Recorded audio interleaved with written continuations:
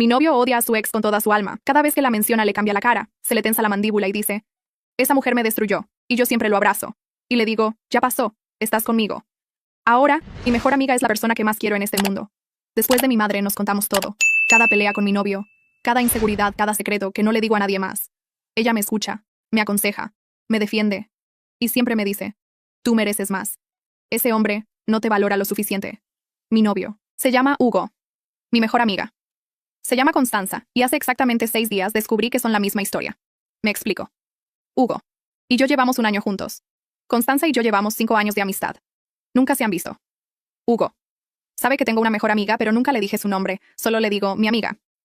Y Constanza sabe que tengo novio, pero nunca le dije su apellido, solo le digo mi novio. Nunca los junté, porque Hugo odia salir en grupo. Y Constanza siempre tiene horarios raros, así que mis dos mundos siempre estuvieron separados. Hasta el martes pasado. El martes, Hugo me dejó su teléfono para que le pidiera comida mientras él se bañaba. Abrí la app, y cuando iba a buscar el restaurante, vi una notificación de Instagram de una cuenta que se llamaba Dulce Constanza. Y tenía una foto de perfil que yo conocía perfectamente, porque esa cuenta era la de mi mejor amiga. La notificación decía Dulce Constanza, te envió un mensaje. No abrí el mensaje porque no soy de las que revisan teléfonos. Pero mi cerebro empezó a trabajar. ¿Por qué mi mejor amiga le está escribiendo? A mi novio se conocen. Nunca me lo mencionaron cuando Hugo salió del baño. Le devolví el teléfono y con la voz más casual que pude, le dije, oye, ¿quién es Constanza? Y lo que pasó en su cara fue como ver a alguien recibir una descarga eléctrica. Se le descompuso todos los ojos, la boca, las manos, apretó el teléfono y me dijo, ¿dónde viste ese nombre? Le dije que le había llegado una notificación. Y él me dijo con la mandíbula apretada, esa es mi ex Patricia, esa es la mujer que me destruyó, la que me engañó, la que me manipuló, la que me hizo sentir que estaba loco. Esa es Constanza. Se me congeló la sangre, me senté en la cama, y sentí como si los últimos 5 años de mi vida se reorganizaran frente a mis ojos. Como un rompecabezas que de repente muestra una imagen completamente diferente a la que yo estaba armando. Porque la Constanza que yo conozco, la que llora conmigo en mi sillón, la que me manda memes a las 3 de la mañana, la que me dijo que su ex era un narcisista que la controlaba, que la celaba, que le revisaba el teléfono, que la hacía sentir menos. Esa Constanza estaba describiendo a Hugo, y Hugo estaba describiendo a Constanza. Los dos me habían contado la misma historia, pero al revés para Hugo. Él era la víctima, y Constanza era el monstruo. Para Constanza, ella era la víctima, y su ex era el monstruo. Y yo llevaba 1 año consolando a los dos, sin saber que estaba en el medio de la misma guerra. Esa noche no les dije nada a ninguno. Me acosté al lado de Hugo, esperé a que se durmiera, y me quedé mirando el techo pensando en cada cosa que los dos me habían dicho. Sobre su ex. Hugo me dijo que su ex lo engañó con su mejor amigo, Constanza. Me dijo que su ex la acusó de engañarlo sin pruebas. Hugo me dijo que su ex le borró los contactos del teléfono para aislarlo de sus amigos. Constanza me dijo que su ex le prohibía hablar con hombres, incluso con compañeros de trabajo. Hugo me dijo que su ex lo manipulaba, haciéndose la víctima llorando cada vez que él intentaba poner un límite.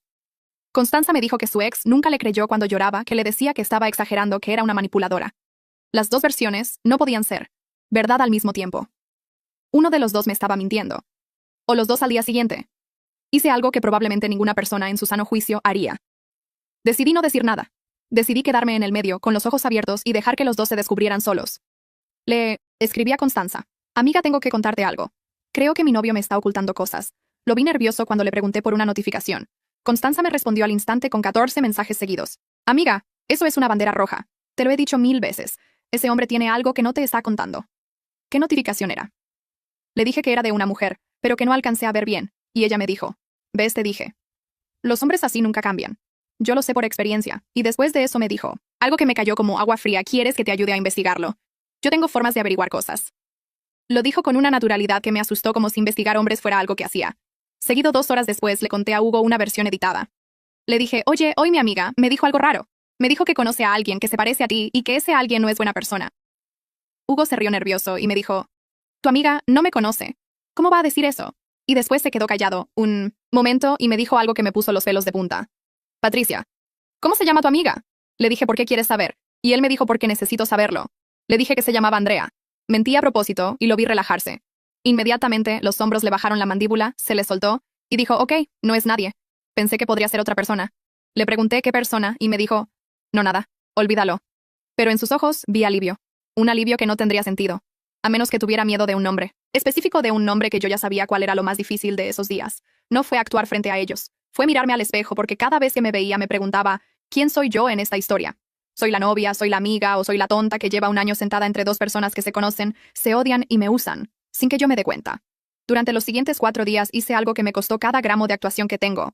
Le fui contando a cada uno versiones distorsionadas de lo que él. Otro decía a Constanza. Le decía, mi novio me dijo tal cosa, ¿qué opinas? Y ella siempre respondía con un consejo que casualmente era lo peor que yo podría hacer en esa situación. Déjalo en visto, no le contestes, dile que necesitas espacio. Revísale el teléfono cuando se duerma. Cada consejo que me daba era el tipo de consejo que destruye una relación. Una vez Hugo me regaló flores sin razón, solo porque sí. Y Constanza me dijo, amiga, desconfía cuando un hombre te regala cosas sin motivo. Es porque se siente culpable. Yo casi le tiro las flores en la cara a Hugo, por un consejo de la misma mujer que había sido su novia. Me lo estaba destruyendo a propósito, y yo se lo estaba permitiendo con una sonrisa, y a Hugo le decía, mi amiga, me dijo que te vio en tal lugar. Y él siempre reaccionaba primero con miedo, y después con enojo. Tu amiga te está metiendo cosas en la cabeza. Esa amiga tuya no te conviene. Deberías alejarte de ella. Los dos me estaban diciendo que me alejara del otro, y los dos tenían la misma razón, pero ninguno me la decía. El sábado. Decidí terminar el juego. Invité a Constanza a mi departamento para ver una película, y 30 minutos antes le dije a Hugo que viniera a traerme algo, que supuestamente necesitaba del súper cuando sonó el timbre. Constanza estaba sentada en mi sillón con una copa de vino en la mano. Abrí la puerta y era Hugo con una bolsa del súper. Se miraron, y el silencio que se hizo en ese departamento fue el silencio más pesado que he sentido en mi vida. Hugo se le fue el color de la cara. La bolsa del súper se le resbaló de la mano, y un cartón de leche reventó en el piso. Constanza se levantó del sillón tan rápido que tiró la copa de vino, y el tinto se derramó sobre mi alfombra blanca como una mancha de sangre. Nadie se movió para limpiarlo. Los tres nos quedamos mirando cómo el vino se expandía por la tela, como si fuera lo único que podíamos procesar. En ese momento, los dos me miraron a mí, y los dos dijeron lo mismo al mismo tiempo con la misma cara de «Pánico, la conoces», y yo los miré a los dos parada entre ellos con la alfombra manchada de vino y la leche derramada en la entrada, y les dije con una calma que me sorprendió a mí misma. Les voy a hacer una sola pregunta, y el que mienta primero se va de mi vida para siempre. Los dos se quedaron inmóviles y yo pregunté quién engañó a quién. Hugo abrió la boca primero, y lo que dijo hizo que Constanza empezara a temblar. Y lo que Constanza respondió después hizo que Hugo se sentara en el piso con la cabeza entre las manos, y lo que los dos dijeron cuando finalmente dejaron de acusarse mutuamente, cuando finalmente se miraron a los ojos y dijeron, la verdad completa que ninguno me había contado, me hizo entender que yo no estaba en el medio de su guerra. Yo era la razón de su guerra, y lo que pasó entre ellos no había empezado hace un año, cuando Hugo y yo nos conocimos. Había empezado mucho antes, la noche exacta en que yo conocí a Constanza, hace 5 años, en una fiesta donde según ella nos hicimos amigas por casualidad, pero que según lo que Hugo me dijo esa noche en mi sala con la voz rota y la leche todavía escurriéndole de los zapatos, no fue casualidad, nunca fue casualidad. Limpié la alfombra a las 2 de la mañana. No porque tuviera ganas de limpiar. La limpié porque necesitaba hacer algo con las manos que no fuera a seguir sentada en el sillón, oliendo el perfume de Constanza en el cojín. El trapo y el quitamanchas que encontré debajo del fregadero eran una forma de no pensar. O eso creí al principio. Hasta que me di cuenta de que limpiar una mancha de vino mientras procesas una traición de 5 años es exactamente igual que pensar, solo que con las rodillas en el suelo y la espalda doblada sobre un problema que tampoco tiene solución fácil. La mancha no salió del todo, se aclaró. Quedó un círculo rosado donde antes había sido rojo oscuro, el tipo de rastro que queda cuando algo ya pasó, pero el tejido todavía lo recuerda. Me levanté, tiré el trapo, me senté en el piso con la espalda contra el sillón y el teléfono en la mano. Constanza había dicho una cosa antes de salir, una sola. La había dicho en voz baja, casi de paso, con el tono de alguien que no calculó que iba a decirlo y que tampoco se arrepintió del todo de haberlo dicho. La noche de la fiesta no fue la primera vez que te vi. Llevaba 2 horas dándole vueltas a esa frase, y cada vez que la giraba aparecía por un lado diferente. Si no fue la primera vez, hubo una vez antes. Si hubo una vez antes de la fiesta, Constanza me había visto en algún contexto que yo no recordaba, o que nunca supe que existió. Lo cual significaba que la noche que nos presentaron como si fuera la primera vez, Constanza ya sabía quién era yo. Yo no sabía quién era ella. Esa diferencia, que en el momento de limpiar la alfombra parecía solo un detalle más de la noche, era en realidad la diferencia entre 2 personas que se conocen y 2 personas donde una eligió a la otra sin decírselo. Abrí Instagram. No el perfil de Constanza, el mío. Hay algo que nadie te cuenta sobre tener 5 años de fotos en el teléfono, que son un archivo de tu propia historia que raramente revisas, porque ¿para qué si ya viviste? Las fotos de hace 5 años están ahí debajo de todo, quietas, esperando que alguien tenga una razón para bajar hasta ellas. Yo nunca había tenido razón. Esa noche la tenía. Empecé desde las más viejas. El año anterior a la fiesta donde conocí a Constanza. Eventos a los que fui. Reuniones de amigos, cumpleaños. Esas fotos grupales que uno sube porque todos están guapos y la luz quedó bien. Las fui abriendo una por una, ampliando con los dedos, mirando los fondos con una atención que nunca les había dado cuando las subí. A las 2:30 de la mañana, en el piso de mi sala con la alfombra a medio limpiar y el perfume de Constanza todavía en el cojín a mis espaldas, encontré lo que buscaba. Era una foto de un cumpleaños. El de Mariana, que cumplía 27. Habíamos ido a un bar en el centro. Éramos como 15 personas, y alguien nos tomó la foto desde atrás de la barra con ese ángulo raro que tienen las fotos cuando el fotógrafo es más alto que todos los demás. Yo estaba al frente, de perfil, con el vaso en alto porque alguien acababa de proponer un brindis. En el fondo, cerca de la pared del lado derecho, había una mujer de espaldas 3/4 con el cabello recogido, hablando con alguien que yo no reconocía. No la había notado nunca. No tenía razón para haberla notado. Era una persona más en el fondo de una foto de cumpleaños. Amplié. Las manos me empezaron a sudar antes de que el cerebro terminara de procesar lo que estaban viendo. El cabello, la postura. La forma específica en que Constanza inclina el cuello hacia la izquierda cuando escucha a alguien. Ese gesto suyo que yo había visto cientos de veces en mi sillón cuando le contaba mis cosas y ella asentía. Era Constanza. Un año antes de la fiesta donde supuestamente nos conocimos. En el cumpleaños de Mariana, al que yo había ido con mis amigos y ella había ido con alguien a quien yo no conocía. En el mismo bar, el mismo espacio, la misma noche. Me quedé mirando la foto sin moverme durante un tiempo que no me di. El teléfono se me fue apagando por inactividad y tuve que desbloquearlo 2 veces porque no podía dejar de procesar lo que estaba viendo. Constanza había estado en ese bar. Había estado en el mismo espacio que yo un año antes de que nos presentaran en la fiesta de Hugo como si fuera la primera vez. Lo que significaba que alguien, en algún momento entre ese cumpleaños y esa fiesta, había conectado los dos mundos. Alguien que conocía a Constanza y me conocía a mí. Hay un momento específico en que el cerebro deja de rastrear y empieza a construir. Es como cuando enciendes la luz en una habitación que llevas tiempo creyendo que está vacía y de repente ves que tiene muebles, que siempre tuvo muebles, que la habitación nunca estuvo vacía. Esa noche ese momento llegó a las 3:45, en el piso de mi sala, cuando abrí la lista de personas que yo y Constanza teníamos en común en Instagram. No eran muchas. Habíamos vivido en círculos separados casi toda la amistad, que ahora entendía que no era accidental sino diseñado. Pero había 3 nombres que aparecían en los 2 lados. Los miré uno por uno. El tercero era Tomás Heredia. Lo conocía de la universidad. Habíamos coincidido en 2 materias. Y seguíamos en contacto de esa manera vaga que tienen los conocidos de hace años. Nos dábamos like en fotos de vez en cuando. Nos felicitábamos el cumpleaños. Nunca habíamos vuelto a vernos en persona. En su perfil, entre fotos de viajes y de su perro, había una de hace 3 años en un asado. Aparecía él. Aparecía Constanza. Aparecían otras personas que no reconocí. Y en el borde izquierdo de la foto, cortada casi por completo por el encuadre, aparecía una manga de camisa azul que reconocí porque era mía. Yo había estado en ese asado. No recordaba haberlo subido a ningún lado. Había sido una de esas reuniones que uno va y disfruta y después no sube nada porque no salió ninguna foto buena. Pero Tomás sí la había subido. Y en esa foto estábamos los 4. Tomás, Constanza, yo y probablemente Hugo en algún lugar fuera del encuadre, en el mismo espacio, sin que yo lo supiera. Le escribí a Tomás a las 3 de la mañana. No le pregunté si se acordaba de mí, ni le puse el contexto, ni le expliqué nada. Le mandé un mensaje de 4 palabras. Necesito hablar contigo. La respuesta llegó en menos de 1 minuto. No porque Tomás estuviera despierto a las 3 de la mañana por casualidad.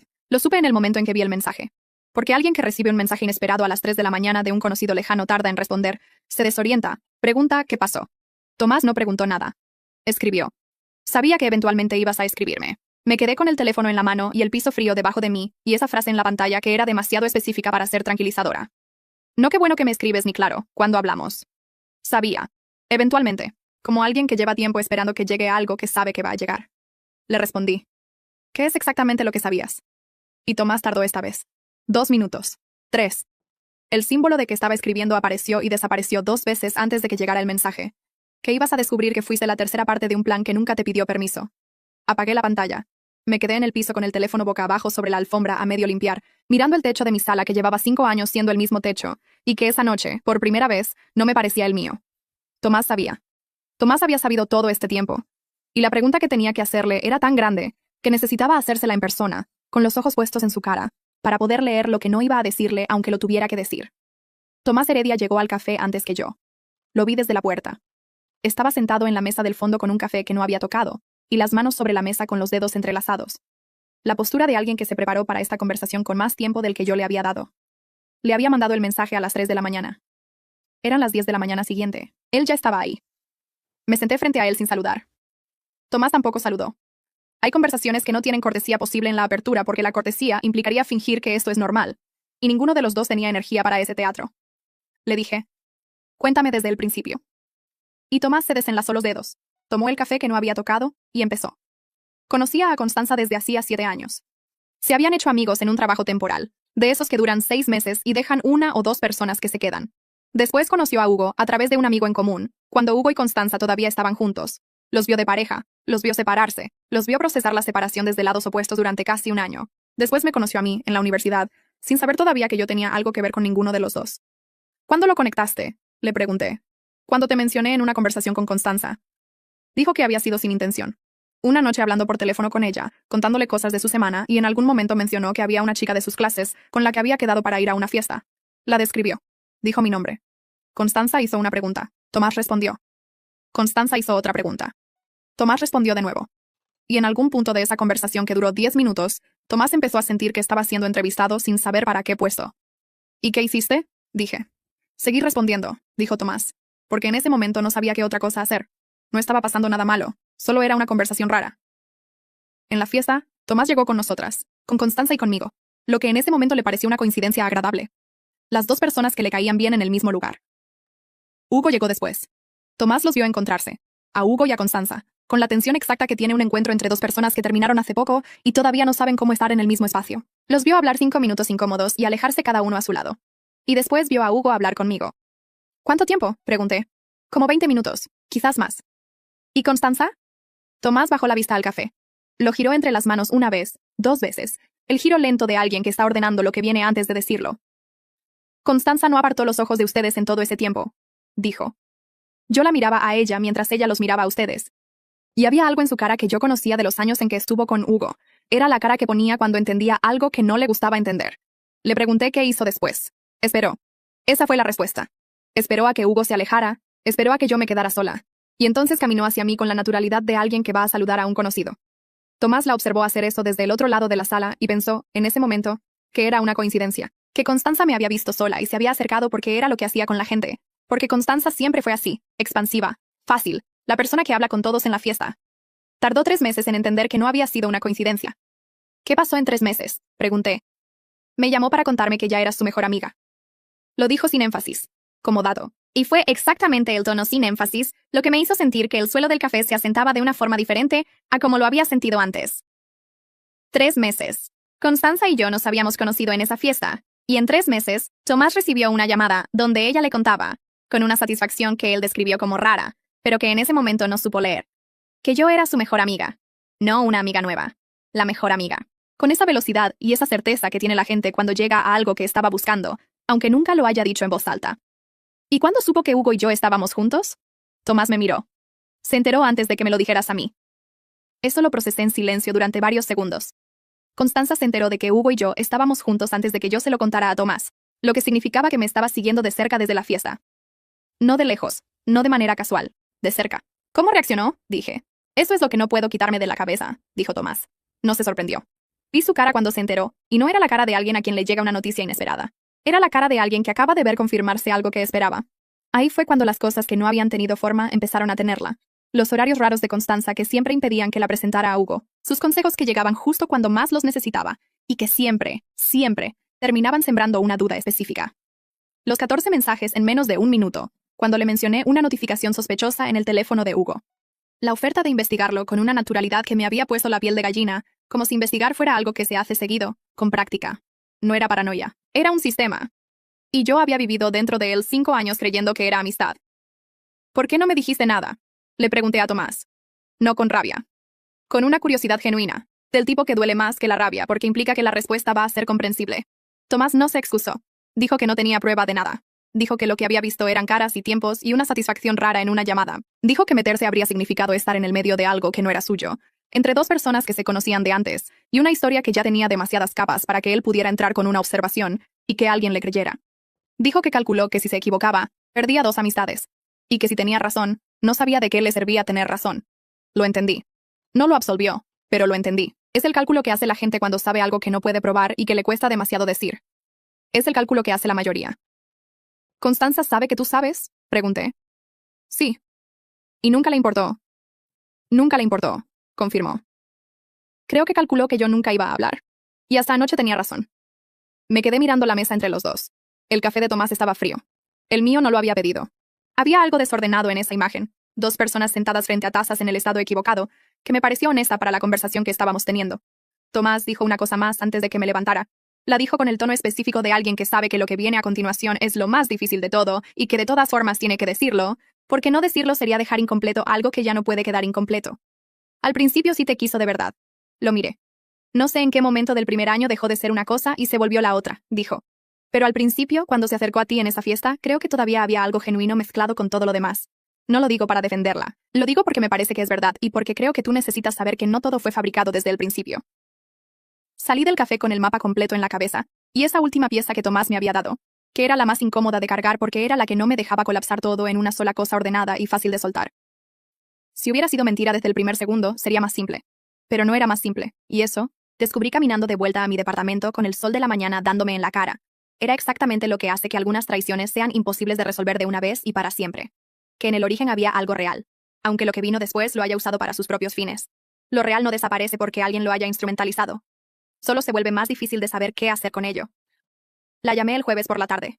Usé el mismo tono que había usado siempre con ella. Ese tono específico que tenemos con las personas que conocemos bien, donde no hace falta explicar nada desde el principio porque el otro ya tiene el contexto completo de quién eres y de dónde viene lo que llamas a decir. Le dije que necesitaba verla. Le dije que había tenido una semana difícil y que quería hablar. Constanza me dijo que claro, que viniera cuando quisiera, que ella estaba en casa. No me preguntó qué había pasado. En 5 años, cada vez que le había dicho que necesitaba verla, siempre me preguntaba qué había pasado. Era parte de su protocolo, parte de la forma en que me recibía. Primero la pregunta, después la puerta abierta. Esa tarde no preguntó. Me dijo que viniera y colgó. No sé si lo notó y lo ignoró, o si no lo notó en absoluto. En ninguno de los dos casos me tranquilizaba. El departamento de Constanza huele a vela de vainilla y a madera vieja, una combinación que en los últimos 5 años había aprendido a asociar con el tipo de tardes en que una necesita sentarse en un sillón ajeno y decir cosas que no puede decir en el propio. Era un olor de confianza. Esa tarde entré y lo reconocí en el cuerpo antes que en la cabeza, ese reconocimiento automático que tienen los lugares donde uno ha sido vulnerable muchas veces, y pensé que era irónico que el olor siguiera siendo el mismo cuando todo lo demás ya no lo era. Constanza me abrió la puerta con el pelo suelto y una taza en la mano. Me dijo que pasara, que iba a hacerme un té, que se sentara donde quisiera. Me senté en el sillón. El mismo sillón donde ella siempre se sentaba cuando yo venía. El que tenía el cojín con el bordado de flores que le había regalado su madre. El que estaba orientado hacia la ventana para que diera la luz de la tarde. Siempre me había tocado el sofá de enfrente, el más pequeño, el de la persona que llega. Esa tarde me senté en el sillón y crucé las piernas y esperé. Constanza salió de la cocina con 2 tazas, me dio la mía, se quedó de pie un momento sin saber exactamente dónde sentarse, y entonces lo procesó. Vio que estaba en su sillón. Lo vio y no dijo nada. Simplemente se sentó en el sofá pequeño y envolvió su taza con las 2 manos. Y en ese gesto, en esa aceptación silenciosa de que algo había cambiado de lugar, entendí que parte de ella ya lo sabía. Le dije: te voy a contar unas cosas. No te estoy preguntando nada, solo te las voy a contar. Constanza asintió una vez. No habló. Empecé desde el principio. La notificación de Instagram en el teléfono de Hugo. La reacción de Hugo cuando mencioné su nombre. Los 4 días de versiones distorsionadas. La confrontación en mi departamento. Lo que Hugo dijo. Lo que Constanza dijo esa noche frente a mí, con la copa vacía en la mano. La foto del cumpleaños de Mariana con ella en el fondo, un año antes de la fiesta. El mensaje de Tomás a las 3 de la mañana. El café del jueves y todo lo que Tomás me contó dentro de él. Lo dije sin énfasis, sin pausas dramáticas, con el mismo tono que usaría para leer en voz alta la lista de pendientes de la semana. Porque eso es lo que era, una lista. Una lista de cosas que habían pasado en orden cronológico, que tenían nombres y fechas y testigos, y que ya no necesitaban que yo les pusiera emoción encima porque la emoción estaba ahí dentro de cada una, sin que yo tuviera que subrayarla. Constanza no me interrumpió en ningún momento. Cuando terminé, hubo un silencio que duró lo que duran los silencios de las personas que están procesando algo que ya sospechaban, pero que escucharlo en voz alta tiene un peso diferente a sospecharlo en la cabeza. Después dijo: ¿qué quieres que te diga? No era una pregunta de defensa. Era una pregunta genuina, del tipo que hace alguien cuando entiende que ya no tiene argumentos, pero tampoco sabe qué forma tiene la rendición en ese contexto específico. Le dije que no quería que dijera nada, que había venido a decirle algo, no a pedirle. Constanza miró su taza. La giró entre las manos. Y entonces hizo algo que yo no había calculado. Empezó a hablar. No para defenderse. No para explicar lo que había hecho. Para hablar de Hugo. Me contó una versión de su relación con él que no era la que me había dado en los últimos 5 años. No era la versión donde él era el monstruo completo y ella la víctima sin fisuras. Era algo más difícil de manejar. Una versión donde había momentos reales en los 2 sentidos. Donde Hugo había hecho cosas que la habían lastimado de maneras específicas, que reconocí como verdaderas, porque yo misma había rozado algunas de esas formas, en el año que llevábamos juntos, y donde Constanza había respondido a ese daño de maneras que también habían lastimado a Hugo, de maneras específicas que reconocí como verdaderas, porque Hugo me las había descrito en el año que llevábamos juntos. No era la historia de un monstruo y una víctima. Era la historia de 2 personas que se habían dañado mutuamente de formas distintas, y que después habían construido cada uno una versión donde el otro era el único responsable de todo el daño, porque esa es la versión que uno necesita cuando el dolor es demasiado grande para cargarlo con matices. Lo escuché sin interrumpirla. Y tuve que hacer algo que no había anticipado que iba a tener que hacer: separarla. A la Constanza que había diseñado un sistema para estar en mi vida y usarla contra Hugo. De la Constanza que había sido genuinamente herida antes de que empezara todo eso. No podía colapsarlas en una sola cosa porque no eran una sola cosa, aunque vivieran en el mismo cuerpo y se llamaran por el mismo nombre. Eso fue lo más difícil del capítulo 4. No la confrontación. No decirle todo lo que sabía. Lo más difícil fue escucharla hablar de Hugo con una honestidad que no había tenido en 5 años, Y entender que esa honestidad llegaba demasiado tarde y al mismo tiempo era real. Que podía ser real aunque llegara tarde. Que las dos cosas podían ser verdad al mismo tiempo sin que una cancelara a la otra. Cuando Constanza terminó de hablar, las dos nos quedamos en silencio. Era un silencio distinto al del principio. El primero había sido de rendición. Este era de algo más parecido a una autopsia. Las dos mirando las piezas esparcidas sobre la mesa, sin que ninguna supiera exactamente qué hacer con ellas. Porque ya no se podían volver a armar de la misma forma. Pero tampoco se podían tirar como si no hubieran existido. Le dije lo que había ido a decirle. Le dije que no iba a contarle a nadie su historia. Que no iban a hacer lo que ella habría hecho en mi lugar. Que era usar todo lo que sabía para construir una versión de ella que la destruyera socialmente. Que no lo necesitaba. Que había algo que valía más que eso. Y era que Constanza supiera que yo lo sabía todo. Que ya no había versión que me pudiera dar que yo no pudiera leer a través. Que el peso de ser vista completamente, sin el filtro de los 5 años, era suficiente consecuencia para mí. Constanza me miró durante un momento largo. No dijo que lo sentía. No pidió perdón. Y eso estuvo bien, porque un perdón en ese momento habría sido otra cosa que manejar, y yo ya había manejado suficiente. Solo me miró con la cara de alguien que acaba de entender que la calculó mal desde el principio. Que había calculado todo. La fiesta, los horarios, los consejos, el momento de la confrontación en mi departamento. Pero no había calculado que el instrumento tenía ojos. Me levanté. Tomé mi bolso del piso. Fui hacia la puerta. Y antes de abrirla me volteé, no del todo, solo lo suficiente para que me escuchara bien, y le dije lo único que había venido a decirle que todavía no había dicho. 5 años siendo la persona en quien más confié. Y lo fuiste. Una parte de ti lo fue, al principio, y esa parte no la puedo borrar aunque quisiera. Eso es lo único que me llevo de ti. Abrí la puerta. Constanza dijo una cosa antes de que saliera. La dijo en voz baja, casi sin cuerpo. Con el tono de alguien que sabe que la pregunta que hace ya no le pertenece del todo, pero que de todas formas necesita hacerla. ¿Y Hugo? Me detuve un segundo en el umbral, sin voltearme. Esa es otra conversación, dije. Y cerré la puerta. El ascensor del edificio de Constanza tiene un espejo en la pared del fondo. Uno de esos espejos de cuerpo completo con el marco de metal plateado que tienen los edificios de cierta edad, cuando todavía se diseñaban los espacios como si la gente fuera a mirarse en ellos. Me vi reflejada mientras el ascensor bajaba. El pelo, la ropa, la cara que había tenido durante toda esa conversación. Tranquila, ordenada, sin rastro visible de los 4 días que me habían costado llegar a ese departamento, y a ese sillón, y a esa puerta. Me quedé mirándome hasta que el ascensor llegó a la planta baja. Pensé que era la primera vez en mucho tiempo que me miraba sin preguntarme quién era en la historia. Ya lo sabía. Y eso cambiaba la imagen en el espejo de una forma que no tenía nombre todavía, pero que reconocía como algo que iba a necesitar. Aún faltaba Hugo. Tiré la alfombra. No la limpié. No la mandé a lavar. No la doblé. Y la guardé en el closet esperando a que el recuerdo se enfriara lo suficiente para volver a usarla. La enrollé. La até con una cuerda que encontré en la cocina y la dejé en la puerta del edificio un martes por la mañana junto a la basura. Para cuando volví del trabajo ya no estaba. Alguien se la había llevado, que es lo que pasa con las cosas que uno deja en la calle. Desaparecen rápido porque el mundo está lleno de personas que necesitan exactamente lo que uno está soltando. El apartamento se veía distinto sin ella. Más grande, o quizás solo más honesto. El piso de duela que había debajo tenía unas tablas más claras en el centro, donde la alfombra había estado durante 2 años protegiéndolas del sol. Una mancha de ausencia. Una prueba de que algo había estado ahí tanto tiempo que dejó marca incluso al irse. 2 semanas habían pasado desde la noche de la leche y el vino. Una desde que salí del ascensor de Constanza mirándome en el espejo. Hugo me había escrito 3 veces en esos días. Mensajes cortos, del tipo que manda a alguien que no sabe qué decir, pero tampoco sabe cómo estar en silencio. El primero decía que necesitaba que habláramos. El segundo decía que lo entendería si yo no quería. El tercero no decía nada. Era solo mi nombre, solo eso, como si hubiera abierto el chat con la intención de escribir algo largo, y al final hubiera entendido que lo único que tenía para ofrecer en ese momento era reconocer que yo existía. Le respondí al tercero. Le dije que viniera el sábado. Hugo llegó puntual, que era una de las cosas que siempre había hecho bien. Y entró al apartamento con esa forma suya de moverse en los espacios que conoce, sin pedir permiso pero tampoco sin tomarlo por sentado. Lo primero que hizo fue mirar el piso donde había estado la alfombra. No dijo nada. Se sentó en el sillón. Me senté en la silla de enfrente. No lo dejé empezar. No porque tuviera miedo de lo que iba a decir, sino porque ya lo había escuchado en mi cabeza suficientes veces como para saber que necesitaba decirle yo primero lo que vine a decirle. Le dije que sabía todo, no la versión que me había dado esa noche en mi sala con la leche en los zapatos y la cabeza entre las manos. Todo. La foto del cumpleaños de Mariana, la conversación con Tomás, los 7 años que Constanza llevaba en mi órbita sin que yo lo supiera, el cálculo que Hugo había hecho cuando vio la notificación de Instagram en su teléfono y decidió no decir nada. Hugo me escuchó sin interrumpirme, con las manos juntas sobre las rodillas y los ojos fijos en el piso de duela claro donde había estado la alfombra. Cuando terminé, estuvo en silencio un momento. Después empezó a hablar. Me dijo que lo sentía. Me dijo que había tenido miedo. Me dijo que en el momento en que vio el nombre de Constanza en la notificación, su primer pensamiento no había sido cómo contármelo, sino cómo hacer para que nunca tuviera que saberlo.